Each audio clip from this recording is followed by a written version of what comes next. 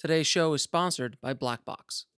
The dialogue in my film, Hmm. it's I want to do it in a different language, and I don't know if you've done that. Like say you don't know the language of the dialogue, but you want to use it in your film to make it seem like it's in a different country. Sure. Like I don't know if you, yeah, I do. um, I do. I have experience in that. yeah, and I don't know. Do you have any tips for that? I don't know if you can. Yeah, I mean, I interviewed a filmmaker, Joshua Caldwell, who did a movie called The Layover, which was a French movie shot in L.A., but he doesn't speak French.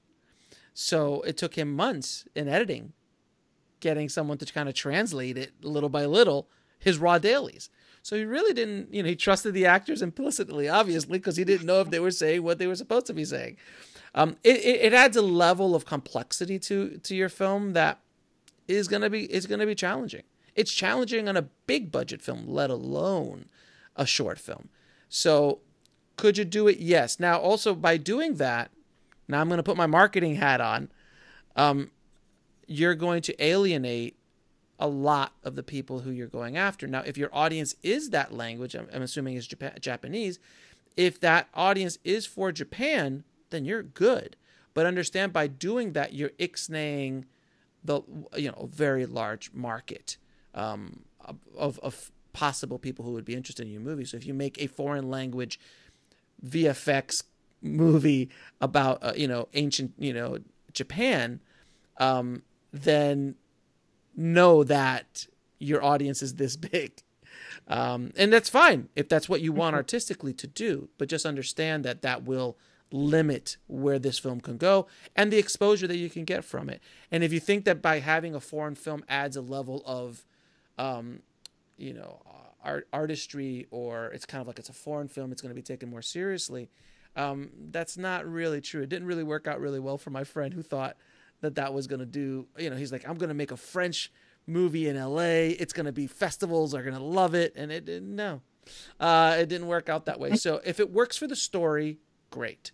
If it's something that you want to do, great. But understand on a marketing standpoint and just on an exposure standpoint, if you want to try to get anything outside of Japan, because there is no other country that speaks Japanese other than Japan. So you're going to have a little bit of an uphill battle. So just be aware of that.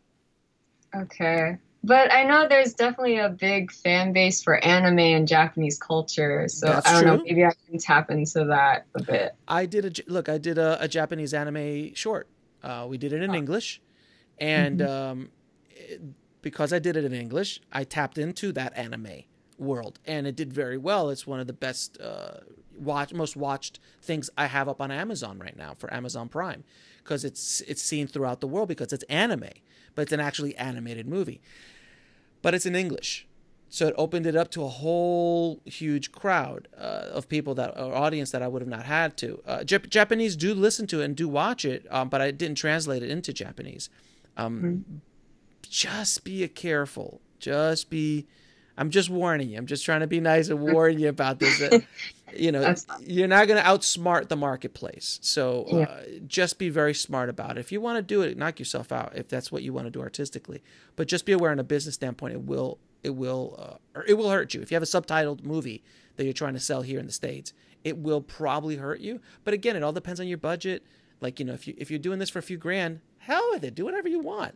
If you're spending 50 grand on this, you got to start thinking, are you trying to make money with this movie at all or not? Um, at the moment, I'm just trying to make it good, like not really focusing too much on the money. Well, that's something that, you really, as a filmmaker, you really should think about. You have to think, you have to ask this question of yourself. What do I want this film to do for me?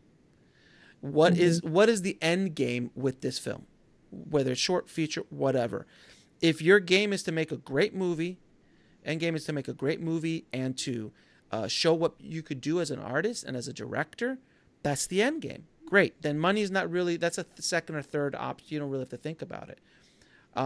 If you're taking money from investors or borrowing money, money should be a little bit closer to what the end game is, unless you, Hmm. you don't have to pay that money back. So it all depends on what your goals are for your film and where you're going to get this film out there. By the way, if you don't mind me asking, what is kind of the budget of this film? Give or take. I'm still working on the budget, but right now it's like 16,000. So that's a substantial amount of cash, for a short film. And the chances of you recouping $16,000 in a short film format is probably non-existent. And I'm not trying to be a dick. I'm not trying to be. That's fine. I'm just trying to be honest with you. But again, if it doesn't matter and you've got that money, then go for it. But just understand that if that's $16,000 and you've got that 16 grand and you're going to make your movie for that 16 grand, that's short, great. But understand that if you take that $16,000, could you make a feature film with it? Which I know you can. Could you make a feature film that's not so VFX heavy, maybe a different story? That all of a sudden turns you into, you have a product that you can sell. Because at the end of the day, you can't sell a short as easily, and definitely not going to recoup 16 grand as easily. And you're talking to a guy who made money selling shorts. So I have kind of an understanding of what it takes to make money with a short film. But just, and I'm not trying to be a dick, and I'm not trying to go, oh, you're doing it wrong. I'm sorry. This is helpful. It's fine. I don't want you to fail, and I don't want you to go down a path that's going to hurt you in the long run, because to generate $16,000 to make any kind of art is a big deal. Again, if you're rich, not a big deal. If you've got that money and someone's just writing you a check, not a big deal. But for most filmmakers, $16,000 is a lot of money. And if you go down an artistic path that that painting that you're painting now is going to cost you 16 grand, as opposed to, and you can't sell it, really, it's very difficult to sell it. But if you go down the road of $16,000, I made a feature film that's a smaller story, less scope, but I got a product done and I got a whole feature made, and you're going to be a much better filmmaker after that feature. Then you can go out and try to sell that feature film, and you have a chance of recouping that money. But again, I have my distribution and marketing hat on, not my artistic hat on, but I just know how hard it is to generate 16 grand for any kind of artistic endeavor, let alone a short film. So that was just my 2 cents. Okay, thank you.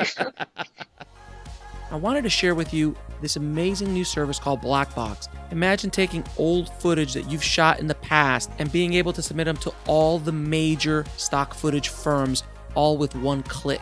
And you can split the commission among multiple crew members or creators. So to sign up for free, just go to blackbox.global.